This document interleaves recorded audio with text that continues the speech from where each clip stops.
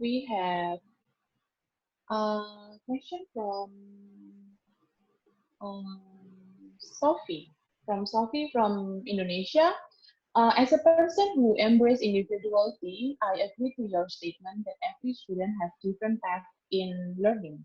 My question is how teachers can set standardization result when the learning path is different. Correct. This is the hardest part, of course, and we are still trying to answer this kind of question. It's a perfect question, of course. So everybody is different. It goes in on our careers as well. Like every teacher is different as well. So how do we know what works for me would work for you as well? It definitely would not. So if I'm giving a lecture over here, does not mean that this is the perfect things to use. No, maybe there are new things that can help them out. So individuality is something that, of course, we are still trying to figure that part out. But at least with AI, the usage of AI discriminates. It takes out all those things where, at least when I had a bad mood or I did not have enough time to mark the exam papers accurately, I would just like give them, okay, so this is Shofi, for example. Oh, he's a A grade student. I'll just give him 98 marks out of 100. Oh, this is Akib. He used to be naughty in my class. Okay, I'm going to give him 60. Because a lot of time that happens because of the time. And so at least we can take out as many things of these biases, at least, that we can take out. And AI can help us do that. They can mark there. So you can just ask them like, okay, I've created the test here on one of these tools. You can do your exam over there. And they will automatically, after 2 seconds, they will get the results straight away. So now you can also monitor them accordingly. Like, do you want them to give just one chance, or do you want to give them 3 chances? So you can effectively talk through to the students accordingly as well. And you can really say like, okay, Akib being a naughty student or a person who does not give so much interest in my class, so maybe he needs those 3 trial runs, and I'll just take out the average. So give me 3 trial runs. And maybe somebody you can give 2 trial runs because you want to push them out there. But do have the conversations with these children all the time as well.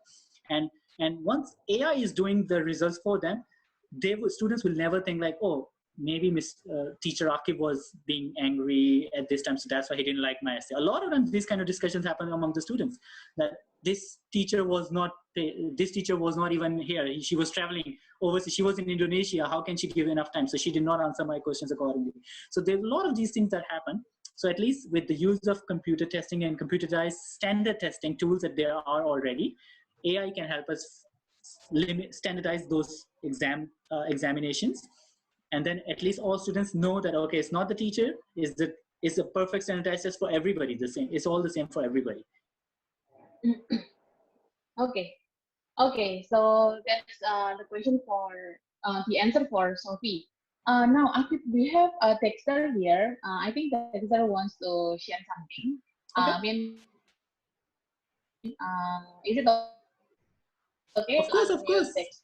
Yeah, definitely. Love to know. Then share thoughts. Okay. Hello. Hi, Dexter. Hi. Hi. I'm sorry because I just mistakenly tapped the raising hand. But anyway, I just sent my my sharing also, because like what they have said, that using AI, I'm using actually one of those. Like for example, Kahoot and augmented reality. I was able to try those. So it's just critical to use AI, because that's technology, and probably it's not 100% accurate. So that's why my point is, when we are trying to use this AI with our students, since our concern is the transfer of knowledge. So definitely, we must train teachers with enough knowledge and skills so that the transfer of knowledge could be done successfully also. Perfect. Yeah, exactly. I'm totally with you on that. AI is not at its prime yet. The problem with AI is, while I'm working with an AI company straight away, right? So the problem with AI right now is that it needs a lot of data. So the more data it can, so right now, mostly these AI tech that I have shared are mostly designed in US, Canada, Australia. Not most of them are designed, and some are designed in India as well. But again, the problem comes with individuality, that India is different than Indonesia.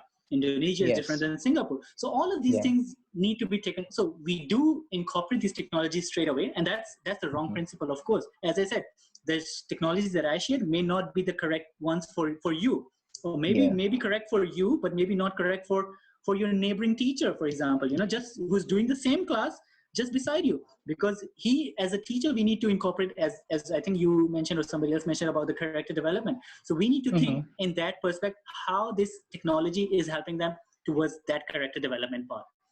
Yeah. Anybody can find answers on Google nowadays. There's no, if you research enough, if you give it 100 hours, you can find any answer to any question. And I believe Yes. that with my heart, right? So as teachers, we don't need to tell them the answer straight away. We want them to learn that process, that okay, it might take you 100 tries to find that answer, but that's an okay thing. It's not a failure on your aspect. But what we Mm-hmm. want to do is we want to take down from 100 to maybe 20, and that's the most that we can do Mm-hmm. to That's right. shorten the So journey. yeah, that's And right. And the reason why we are using also AI is for learning to become more engaging for them. So that's why, like what I have told you, if teachers failed to use AI in a more engaging manner, then I think that it would not be successful for learning. correct, correct. The main aim is, of course, a teacher should know what there's every word they say in a class. As I think I said that in one of my chat as well, that once there's any sentence that they say in a class, teacher need to think how will it impact the students straight away. So Mm-mm. if I'm using the technology, how will it impact the students in my class? Is it really going to help them out? If it's not helping out, there's no point in using the technology. I mean, a lot of like in Singapore, there's a lot of technology that schools will say, no, you need to use this. And the teacher can say like, no, I can just use paper and pen, and that works much better than this technology for me as a teacher. So go Mm-mm. ahead and use that. It should not be a compulsory thing, of course, but I think right now with all the devices and all the tools, we want to create engaging and Mm-hmm. entertaining lessons. AI kind of helps us in gamifying the process, so it doesn't Yes, make it boring, definitely. right? So that's something that can at least push them. But you're correct in that we need to tell them in advance that okay, it might not be the correct solution for you as well. Yes, yes. And if it Okay, is thank not, then you. how we can work on that. Thank you. Yeah, thank Great you. Thank point. you Yeah. very much. Yeah.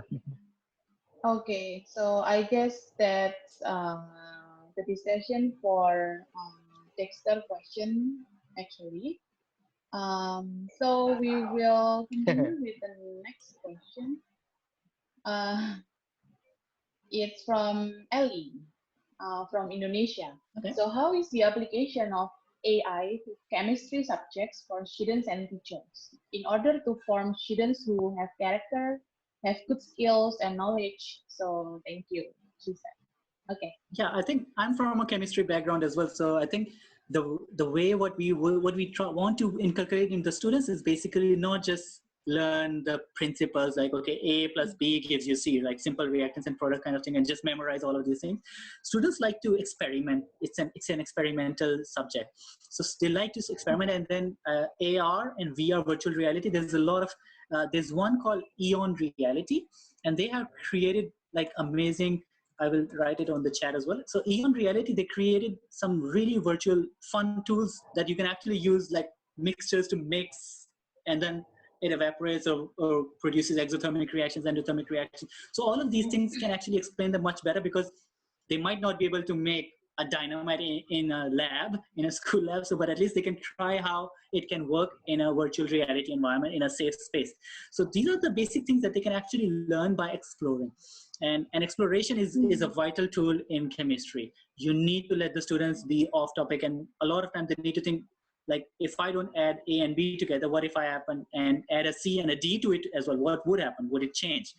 How would it change? And what if I change the temperature? There's so many variables on a single reaction that can happen. So we want them to explore, and that's the character development part, to come up with more questions, be innovative. Asking questions is never a wrong thing. It's the best thing that a child, that a teacher, that an adult, anybody can do. Ask more questions, and if you don't have answers, let's try to find answers together. As teachers, a teacher should not be an all-knowing person, and I know they're not all-knowing either. So we need to tell them that it's okay to not have an answer, but it's not okay to not answer the question. So we need to come up with ways on how do we answer those questions, and do it together. Okay, guys, let's stop the class. Okay, this is a very good, fun question. Okay, let's try to answer this. Okay, let me put it on Google on the projector there. Let's try to figure out together. Let's see who can answer this question first. You can put it to the floor for the students to answer. And that's how the team spirits will come in. That's how the mental brain activity will go in. The creativity and innovation goes in finding those answers. Okay. I think I So answered thank that one. you. Yeah. Yep. Okay. So I might be a bit random. So how if Yeah. we just take picture now? Because I'm Okay. afraid that everyone will turn with the wind after this. Yeah. Go ahead. So while everyone is still here, so let's take picture. Raj from SL2 will help us to screenshot our screen. So make sure everyone Yeah. display Turn on your the camera, please. yeah. Please turn on the camera. Make sure your face displayed so that we can take good pictures from everyone. Yeah. Okay. Well, now I see so many people that I was speaking to. Okay. Is it already all participants show their video or No, I think on the page 2, they're still working on it.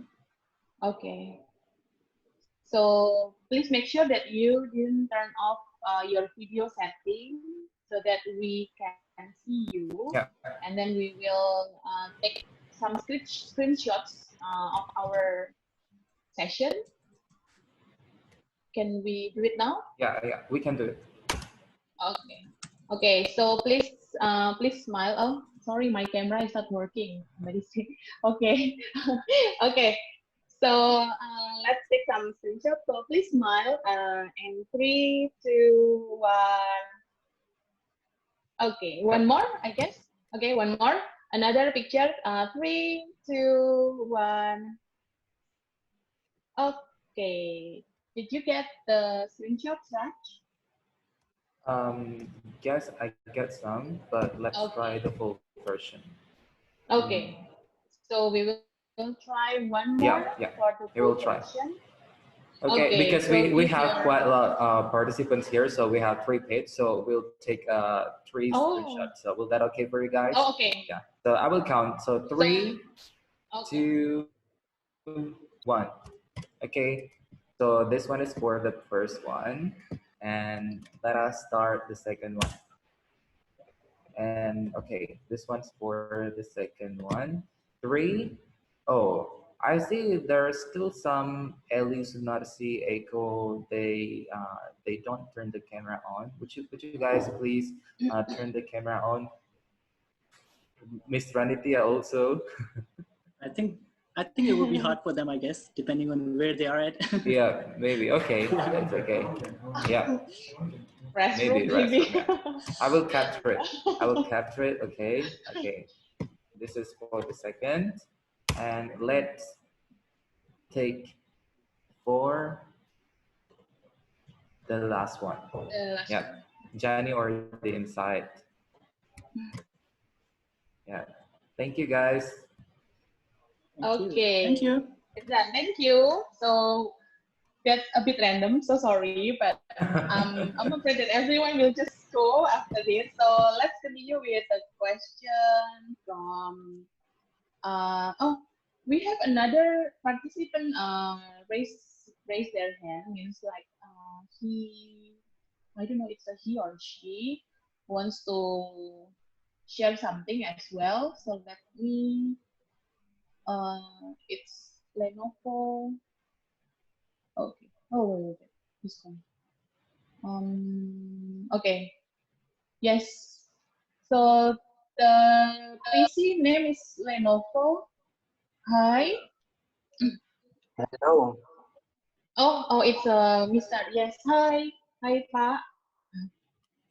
I'm Arlan from Philippines, from the Hi. Philippines. Okay. Oh, from Philippines. Okay. Hi, Okay, Mr. What's your name? Arlan. Mr. Arlan. Okay, Mr. Arlan. Arlan. Yeah, I saw your question, but we haven't got the chance to answer it. Okay, so maybe you can Okay. just share. My question is, I'll be using the algebraitor as my mode of explaining concept, especially in mathematics. But sometimes the program presented a very long process in order to get the answer, and my students get confused because they use the shortcut method. So how this AI reconcile with this concept? Because sometimes we need the step-by-step process in order Right. to understand the concept, especially in mathematics.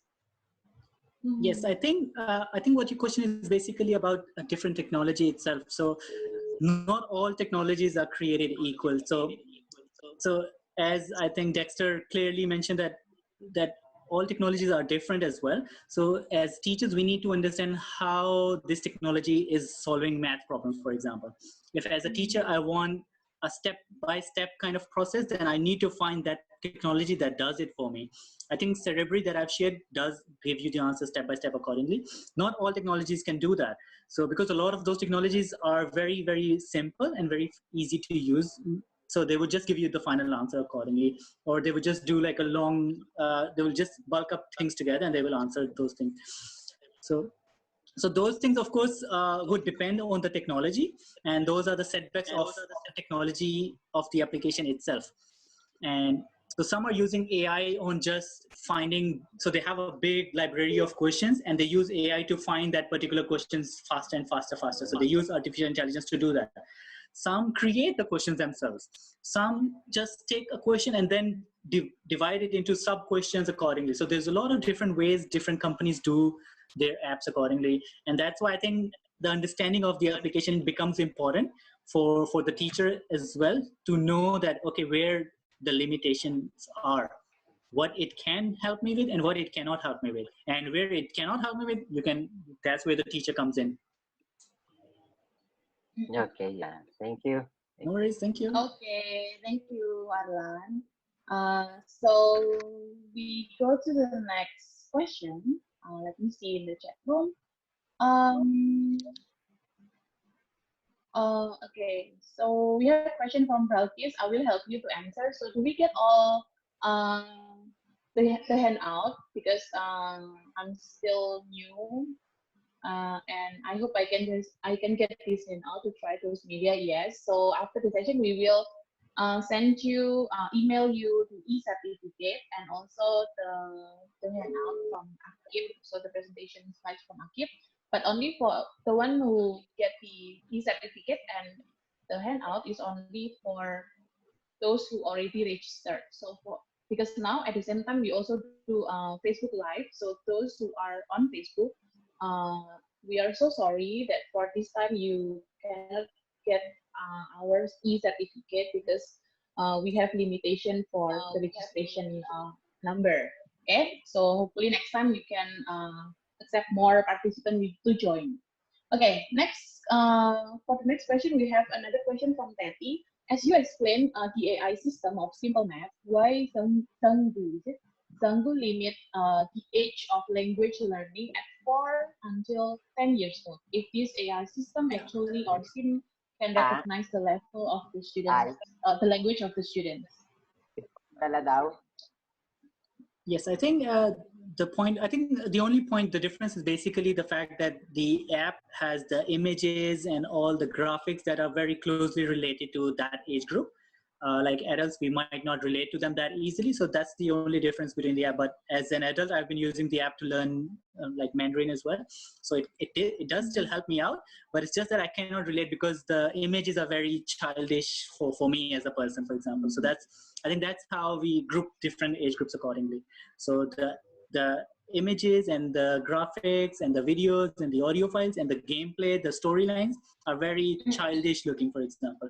So I think that's why we target mostly that age group. But of course, anybody can still use it if they're interested. Okay, so hopefully that answers her question, and then we will go to the next question. Is from Kusmadi from Indonesia. I made Kamus Pintar app to translate the text of the book and directly translate it into Indonesian so that it can be easily understood by students. So did I apply AI in the classroom?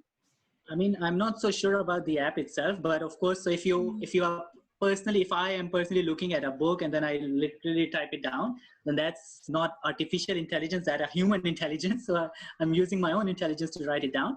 But there are applications where you can basically use the computer to just scan the book there. And of course, there are applications that will automatically convert all the alphabets, all the words, all the sentences into the bhasha or into that language that you want. So at the back end, some of them are using the artificial intelligence as well. You call it teletext, and TTS is called. They are machine learning languages that they use basically. But if you only want to do like a very advanced level correction, mostly nowadays it's about how they can it's basically OCR, which is called optical character recognition. So it just recognizes the words and then just transfers. So it's just like an if. So if it looks like this, then it means you. If it looks like this, it means thank. If it looks like it means please. So it would automatically do that. And that's not AI either. So of course, and I think that's a good point kind of as well, because a lot of applications, they say that they are doing AI, but actually they are not using AI at all. It's not AI, it's a technology, yes, it's a very good technology, you can say, but calling it artificial intelligence is kind of wrong, because the computer is not doing any intelligent stuff. It's not doing things on its own. So we need to be mindful of where the artificial intelligence really comes in. But I understand in terms of like educators, we're not that good in technology most of the time, so we don't really know what's really happening. So in essence, all I can say for this purpose is, even if they say artificial intelligence, if you're using technology, as long as it works for your students, it's a perfect thing to use in your class. It's a perfect tech tool for your class. So do go ahead and use it. Don't be like, oh, it's not AI, so I'm not going to use it. It doesn't matter whether it's being done by AI, by human brain, or by just copy pasting. It doesn't matter as long as it's working for your students. So always think for your students, how will my student get help from this? Okay, so that one is the explanation for Kusmati's Kusmati's, yeah. question. Yeah, I think for Dexter and for Anlan, it's already discussed during their session previously. Correct. So I will skip, and we have the last question, I guess. The last question from Pitswan from Singapore. Students are very active in using social media, creating content, sharing, commenting, and reacting to it. They spend a lot of time playing games and interacting with gamers globally online too. Would you please share with us any suggestions or AI tools that can help incorporate social learning and gamification into their learning, so-called boring school subject? Correct. Yeah, it's a very good question. Yeah, so students, as we know, are already on TikToks and all other sorts of social medias that we don't even know of, right? So the whole idea is basically, yes, it's not a bad. Those are not bad tools. Of course, it's how they use it. Eating McDonald's is not bad unless you eat it 24 hours a day, right? So it's all about how you utilize the technologies. And since he was asking about how we can use, like, I can give you some very cool sessions. So you can search Minecraft. I'm sure you might know about Minecraft already a lot of, and it's a super hit Microsoft game now. And there are literally science lesson plans on Minecraft. And I remember just now, because I was teaching Minecraft to students as well, it was very, very brilliant, because they were teaching the protein structure of hemoglobin, which carries the oxygen part in our red blood cells. So what they did in Minecraft was they created a giant 3D structure of proteins, and then placed, like, because the whole hemoglobin structure is like very big, and then there's only one iron atom at the center of it, which oxygen can attach to. So it's a big structure, but only one tiny atom that can attach oxygen. So you can say that in class, like I am saying, like, oh, it's a big one, and there's only, but you can't really understand like how big the dimensions I'm talking to you about. So you can actually search this. Is very brilliant. I loved it. So you go into that, and then you can actually fly around in your Minecraft head. Basically, you fly around the structure, and it's like huge. And then you need to go and find that tiny iron atom, because it's just like one block. So in this huge protein structure, there's only one block because you become like an oxygen atom. So you need to go and find that iron atom to get attached to. So you basically go around it and you can visualize the 3D structure of that whole hemoglobin molecule, and then go and find that RR. And once you're standing there, you can look around you, and then you will see like, wow, like what's the scale of this hemoglobin atom that is just in a red blood cell, like in a tiniest part of it, right? So this is one example, and not just hemoglobin. There's like a lot of chemistry reactions to it as well. You mix a few things, you press enter, and things will go, and then you see a boom or exothermic reaction, endothermic. So this in Minecraft itself is like a big study now, and there's so many lesson plans on it. Then comes Scratch projects, which is like coding projects. So you can give them assign them coding projects. Like, can you code a lesson plan on hemoglobin and iron and oxygen, for example? How red blood cell transports oxygen. So they can code like a really cool game to make an oxygen. So maybe you're an oxygen atom and you need to find that iron molecule before you die off, for example, or red blood cell, you need to find and capture that oxygen atom before you die.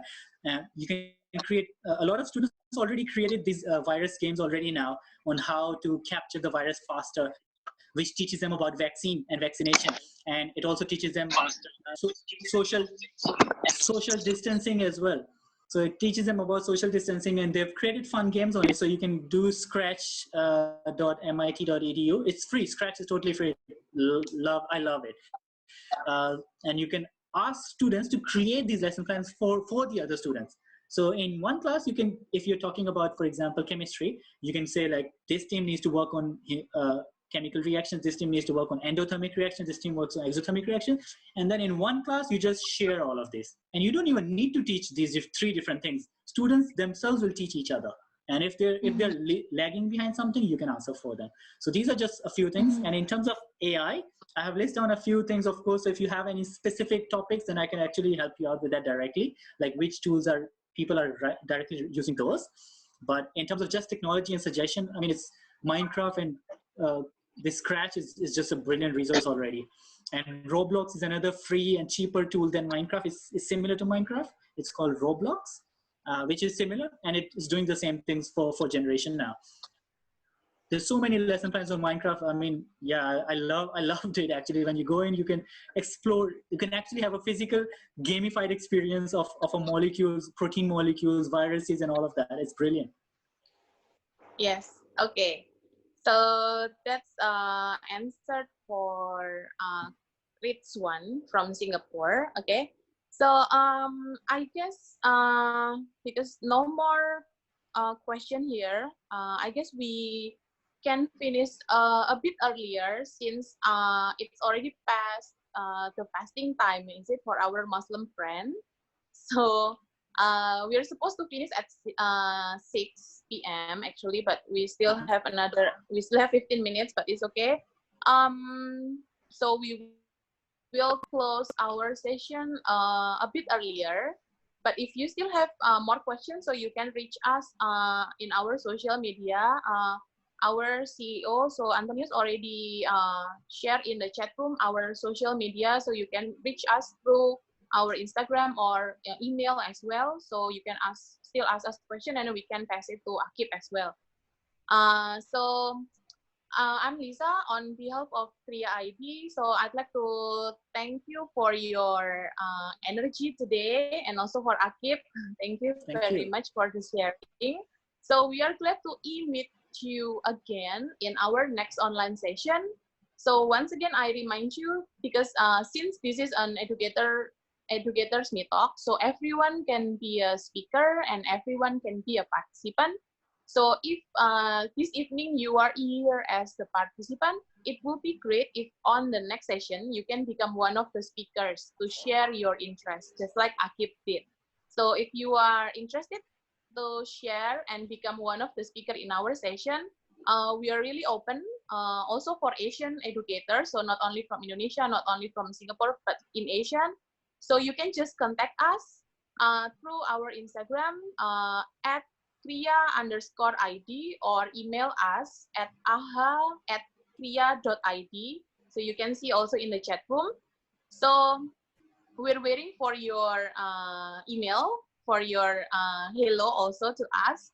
And our Educators MeeTalk usually held on every Thursday, just like now. But for next month, we will have a special edition Educators MeeTalk. So it won't be on Thursday. I will give you a bit teaser. It will be about makers, okay, maker education. So for the detail, the date, the day, just stay tuned in our social media. We will post it there. And for our Indonesian friends, also for friends from all over Asia, we will have our creative talk. So the ID will have our creative talk this Saturday. Because we would like, yeah, especially for Indonesian, because we would like to celebrate our national in the education day, so Hari Pendidikan Nasional. So we will have two sessions for creative talk in our Instagram live. So the theme is the first session. It will be at 11. The session is about kreativitas tanpa batas. So it's like the unlimited creativity during study from home. And the second session will be at 1. It will be about learning beyond the walls. It will be about the floating school. So for both session, it will be 45 minutes and 45 minutes. So if you have time, so you can just visit our Instagram and join our on Creative Talk, our online jamming on our Instagram live. Okay.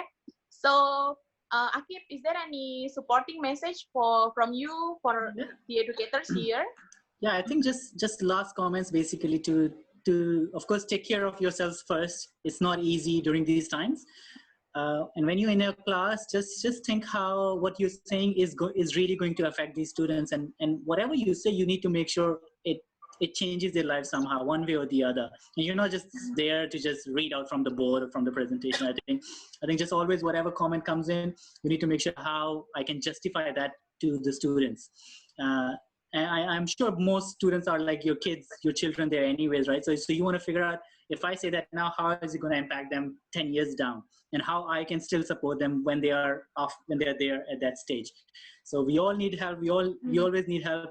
And teachers, since we spend so much time with our teachers, we do need their help. We do need to know that I can always count on this particular teacher. It doesn't matter which subject you taught them. I need to know, as a student, I need to know that if I'm in this kind of trouble, I can still reach out. So I think creating that relationship is very, very important. And I think that's where educators can help. Thank you so much for being here. Thank you so much for listening to me. If you Yeah, have any okay. questions, always do ask us. Yeah, thank you. Thank you very much. Yeah, Thank you, Lisa. okay. Thank you, Thank you. Antonius. Thank you, Raj. Yes, Thank thank Thank you. you. you, Janio, so Uh, much. so thank you, Akib, for the supporting message, and also thank you for Mr. Janio earlier for his message as well. And now we will have a kind of closing statement from Raj from SL2, our host today, who already arranged this Zoom meeting. So Raj, the time is yours. Yeah, so first of all, I want to say thank you so much for everyone. And we will email you the e-certificate shortly, right after this session. And but before that, please help us improving our session by fill this polling. So please fill out this polling. I will launch it. So yeah, it will take only 1 minute. So please, if you don't mind, just feel free to fill out this polling, because we really need your feedback to improve our next session. Yeah, we are waiting for your response. Yeah. Okay, great response. Okay, we need more. Yeah. It's like we play a bidding thing, like, okay, please more, please more. Yeah. More.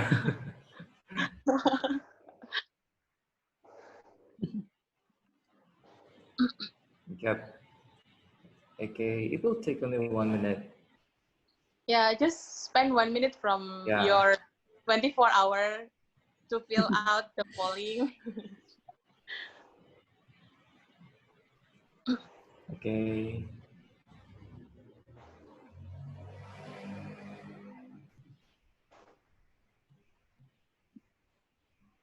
And And we have only 5 questions, right, Raj? Yeah, it's only five Yeah, questions. only 5 questions. So please help us to improve our session, our next sessions by filling out the polling.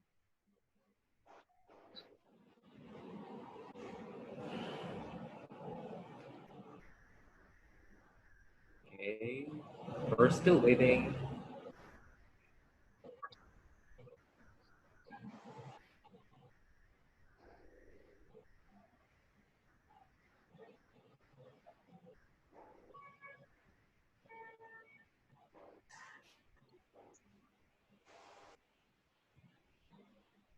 Yeah. Okay, 24 out of 35 already answered. So yeah, it means we have 11 more to respond. Okay, we are waiting for you guys. We still have some seconds, so please fill out the polling because we're going to close the session.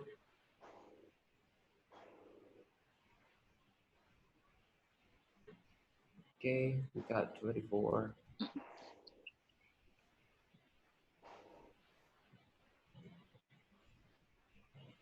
Yep, I think we got all response from the participant.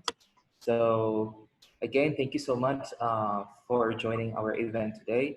Please stay tuned to our Instagram, to Kriya's Instagram, and also to SL2's Instagram. If you want to follow us, you also can follow at SL2 Indonesia for more updates. Um, and we will update any events, any online events, webinars in our social media, both Korea and SL2 Indonesia. And yeah, it's going to 6 p.m. So thank you so much, everyone. And yeah, we really appreciate it. And please wait for the e-certificate that will be sent to your email shortly. Bye. Okay. Bye, Bye bye. everyone. Thank you. Bye. Thank you so Thank much. you so much. See Thank you. you.